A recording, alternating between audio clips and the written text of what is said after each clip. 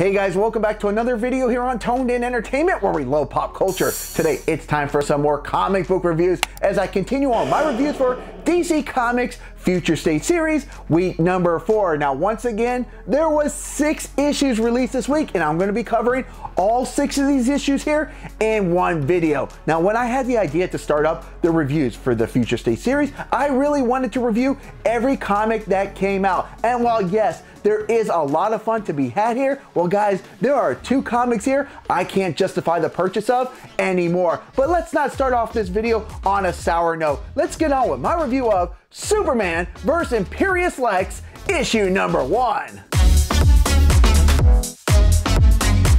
Lex Luthor seems to be really enjoying life as he's ruling an entire planet named after him named Lexor at the edge of the galaxy. This planet had been thriving and Luthor was held in the highest regard. And with this planet revolving around a red sun, the chances of Superman interfering are slim. Well, unfortunately for Luthor, slim doesn't mean none, as Superman has come across robots called reticulants that were manufactured by LexCorp that have been terrorizing other worlds and are the reason why the planet of Lexor has been thriving. Now at the beginning of this issue, there's a meeting on Earth at the United Planets headquarters where Lex is asking to join the group, and that request is either being laughed at or met with disdain like it is from the representative of Earth, Lois Lane. Now we learn the reason why Lex is asking to join is because his planet is in chaos after Superman took it into his own accord to shut down the planet that manufactured Luthor's chaos-causing robots. And while Superman tried to explain to the civilians of Lexor that their great economy and way of living was a result by the reticulants, they could care less. And with their way of life facing uncertainty, this is why Lex is in need of assistance from the United Planets. In an ironic turn of events, it will be Superman who will talk Lois Lane into rethinking her vote, but in turn, it will now have her take on the lead of the transition team to help solve the problems on Lexor. Now on a scale of 1 to 10, I'm gonna give Superman vs. Imperious Lex an 8 out of 10. I went into this issue not sure if this would be for me, but the story here by Mark Russell was really entertaining, had some funny moments, and while yes, Lex was still up to some of his old tricks, the story actually had me feeling sympathy for him that after trying so hard to avoid Superman, he was able to find him, caused so much chaos that it ruined everything that Lex had worked for, but before Lex could finish him off, Superman was able to make a quick escape. Now just how much chaos is Lexor in and how will Lois Lane try to restore some type of order? Well, we'll have to see when part 2 of this 3-part series is released on February 23rd. Next up, we have a comic with 2 stories, and that's going to be Future State Dark Detective issue number 2. Now we know that the Magistrate and Gotham believe that Bruce Wayne is dead. And here in issue number 2, we're going to get some insight as to how Peacekeeper number 1 had the opportunity but dropped the ball in a case of mistaken identity. We will also follow Bruce Wayne as to how he's been living off the grid, how he's been renting a room from a man named Noah, who is the only guy who still uses physical keys. He doesn't allow any cell phones, and even tap water is off limits as he believes that aliens are diluting it with some type of mind control chemical. And even though Bruce Wayne doesn't have all the tools at his disposal of being in his Batcave, and that won't stop him from trying to put the pieces of the puzzle together on how the Magistrate appears to be using technology that Wayne Enterprises had been developing as their spyware, which is the way they were able to figure out how him and Batman are the same person. Now the second story in this issue is going to center around Red Hood. While there is a no mask order in Gotham, it appears that Red Hood has immunity to that rule as he's a work for hire to bring other masks in to pay for their crimes. Now while Red Hood has immunity, it appears that he's not the only one, as Rose, aka Ravager, also has a work for hire agreement, although let's just say she goes about taking care of her targets in a more aggressive way. The crime syndicate that Red Hood and Ravager are seeking out are impersonating Red Hood himself, but pretty poorly. As Red Hood and Ravager begin putting clues together, it takes them to the headquarters of the Mad Hatter, which puzzles them because he's not been heard of in years. As Ravager and Red Hood make their way through the Wonderland putt-putt, they do find an answer as to why the Mad Hatter hasn't been heard from, and now they will have to figure out who's been manipulating his technology. Now, before these two can look into the matter any further, well, there's a mask alert, and this one is for Jason Todd. Now, on a scale of 1 to 10, I'm going to give Dark Detective issue number 2 an 8 out of 10 as well.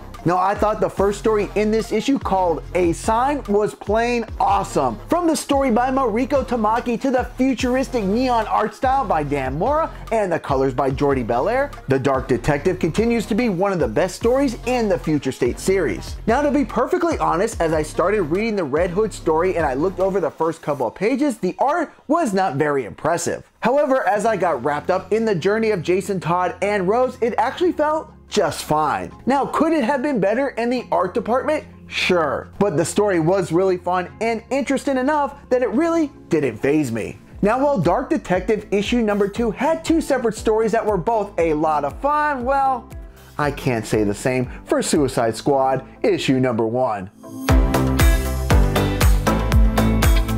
First off, the art style with Suicide Squad just feels messy, rushed, and does nothing for me. And if that isn't bad enough, the story here, well, it was a complete bore. I felt like I was trapped in mud, trying to sludge my way through it, and I just couldn't get out of it fast enough. And while yes, there is an interesting twist at the end of this issue, it's definitely not enough for me to see how this issue will conclude. Now, the second story here is going to feature Black Adam, but unfortunately for me, it doesn't get much better. If you're a Black Adam fan, sure, you're going to want to check this out, but do you really want to spend $6 and read half of a book you have no interest in? Now, I will give Black Adam some credit that the colors are absolutely gorgeous here, with the pencils done by Fernando Passarin, ink done by Eau Claire Albert, and colors by Jeremy Cox. They are truthfully the one saving grace of this story, as their colors are the one thing that kept me flipping through these pages. And while the story does have some interesting tidbits, it really is completely forgettable, and I have no interest in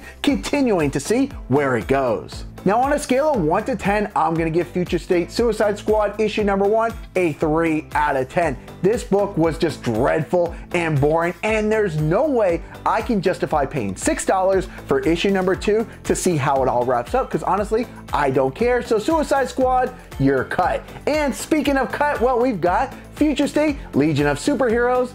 It takes place in the far future. It was boring. It was dull. There's nothing else to talk about. This issue, I'm giving a 2 out of 10. But now that we got the dreadful stuff out of the way, let's get on to my surprise of the week. And that's going to be Aquaman issue number 1.